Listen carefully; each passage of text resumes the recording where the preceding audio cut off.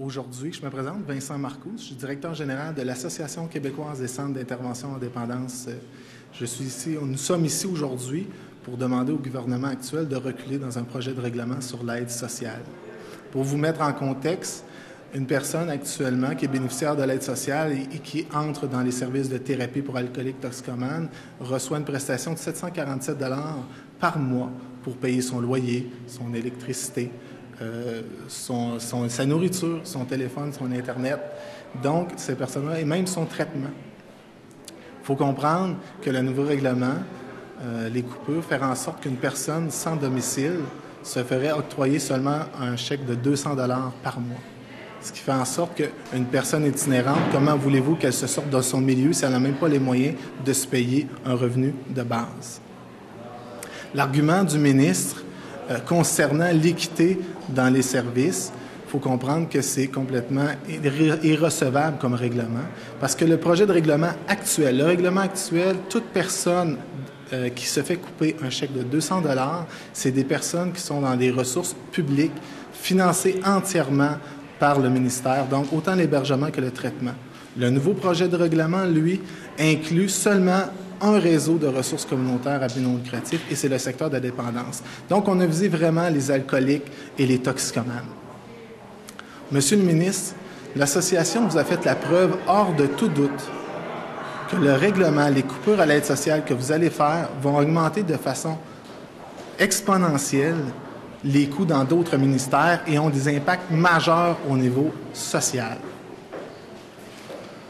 Vous avez fait une étude d'impact où vous considériez 6,1 millions à sauver d'argent. Vous comprendrez que les coûts additionnés au ministère de la Justice, ministère de la Sécurité publique, ministère de la Santé et des Services sociaux vont s'élever à 30 millions. Bref, on coupe 6,1 millions, puis ça va en coûter 30 millions. De plus, 7 300 personnes se verront menacées de ne plus avoir de services pour alcoolistes toxicomanes, et ça, c'est dès cette année, et c'est à chaque année, dû à la fermeture potentielle de 40 ressources, et ça, c'est la perte de 800 emplois systématiques.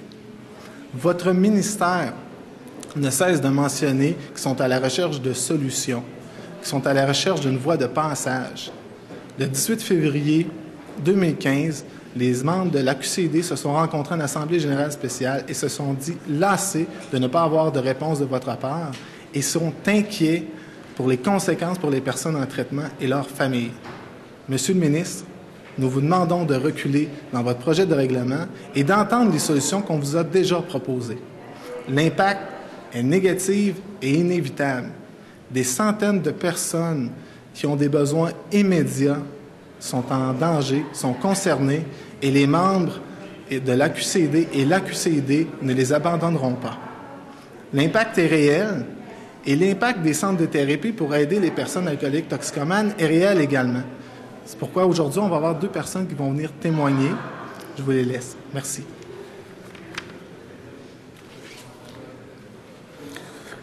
Alors, bonjour. Mon nom, c'est Paul Poulain. J'ai 51 ans. Je suis un ancien résident du Centre de traitement des dépendances Le Rucher à Saint-Augustin. Moi, auparavant, dans le passé, j'ai été directeur gestionnaire d'un restaurant pendant une période de plus de 30 ans. Je gagnais ma vie, je payais des impôts, je subvenais à mes besoins. Quand la toxicomanie a tout pris la place dans ma vie, j'ai dû avoir recours à l'aide sociale. Cette aide-là m'a permis d'avoir accès à une thérapie pour me rétablir. Actuellement, je suis en rétablissement, tout se déroule bien. Mes projets futurs, c'est d'entreprendre un certificat en toxicomanie. D'ailleurs, je l'ai entrepris tout récemment, et de devenir intervenant. Et je compte réaliser ce projet-là d'ici une période de 2 ans. Donc, de reprendre le marché du travail et de revenir un bon citoyen comme je l'étais auparavant. Merci. Bonjour, mon nom c'est Stéphanie. Je fais présentement partie du pavillon de la solitude. Présentement, je trouve ça décevant ce qui se passe pour l'aide sociale. Je suis là pour m'aider, puis j'avais un emploi avant d'arriver là-bas. L'aide sociale, c'est notre recours pour nous aider. Puis je trouve ça très, très, très, très décevant pour tout le monde. Alors, j'aimerais ça que ça se place. Merci. Voyez-vous, c'est pour ça qu'on est là, à Québec solidaire aussi, avec les jeunes du Parti québécois. C'est parce qu'on pense qu'il existe des solutions qui prennent soin des gens. Et c'est ça qu'on vient d'entendre. C'est ça qu'on vient d'entendre à travers les 2 témoignages et à travers la prise de parole du responsable du réseau. Pour nous, c'est important d'être là parce que lorsqu'un ministre de la Solidarité sociale pose des gestes, prend des décisions qui vont à l'encontre de la mission de son ministère, bien, il faut être là pour le rappeler à l'ordre. Et actuellement, ce qui est en train de se passer, c'est que ce ministre-là oublie qu'il y a des gens qui ont eu des bad luck dans la vie, qu'il y a des gens qui se sont retrouvés dans des situations qu'ils ne voulaient pas et que socialement, on veut être solidaire avec ces gens-là et on veut que ces gens-là puissent s'en sortir.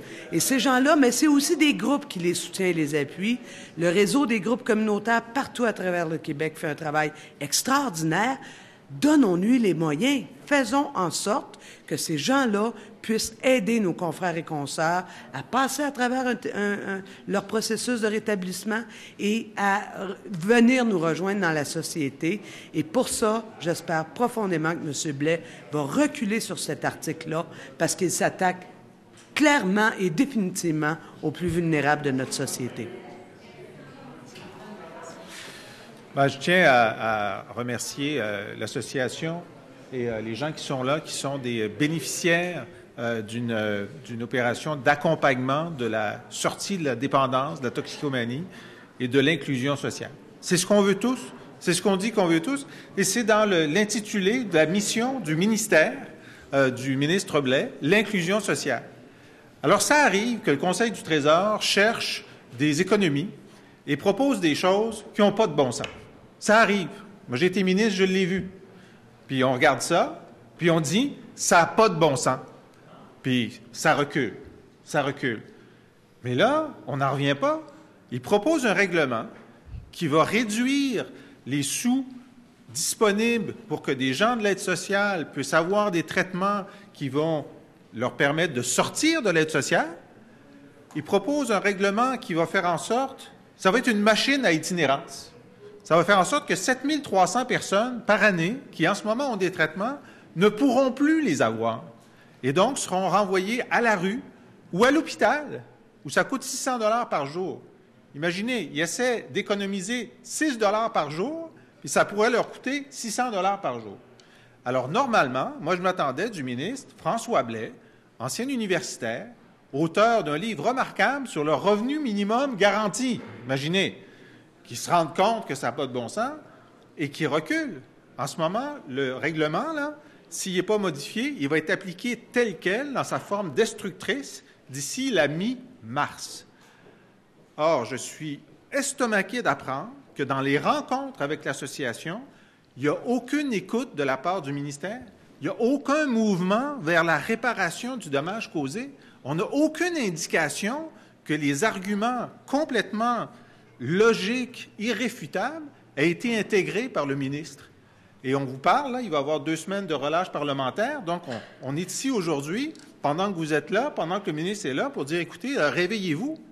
Et en fait, quelle est la réponse du ministère à ces demandes, à ces démonstrations, et même à ces informations, parce qu'on s'est rendu compte, le ministre l'a dit en réponse à une de mes questions il y a 2 semaines, qu'il s'est rendu compte, une fois avoir fait le règlement, qu'il y avait de la perception de la part des organismes et que donc, il se rend compte de ça. OK, très bien, vous avez appris quelque chose, ajustez-vous, OK? Mais non seulement il n'y a aucun ajustement, non seulement ils se sont tournés vers l'association qui a été obligée de compiler des données pour leur expliquer comment ça marchait et donc l'impact du règlement, mais la réaction, ça a été de la part du ministère de faire couler à un journaliste un argument négatif envers les organismes d'itinérance. Alors, plutôt qu'être en mode solution, ils sont en mode confrontation. Mais ce n'est pas des petites guerres là, qui se font politiques. Là. On parle de la condition humaine de 7 000 personnes qui veulent retourner à la vie active et que ce règlement est en train d'empêcher de faire. Alors, on fait cet appel aux ministres, tous ensemble, les gens de Québec solidaire, les gens de l'association et les bénéficiaires qui sont ici pour dire, écoutez, là, est-ce qu'on peut ne pas détruire quelque chose qui fonctionne difficilement?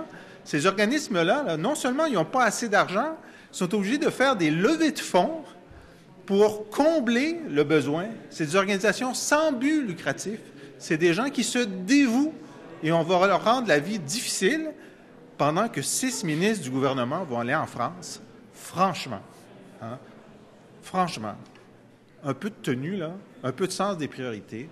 Alors, c'est encore le temps, il y a 15 jours pour retirer le règlement, tout simplement. Merci. Est-ce qu'il y a des questions? Les intervenants sont disponibles pour des apartés à côté. Merci.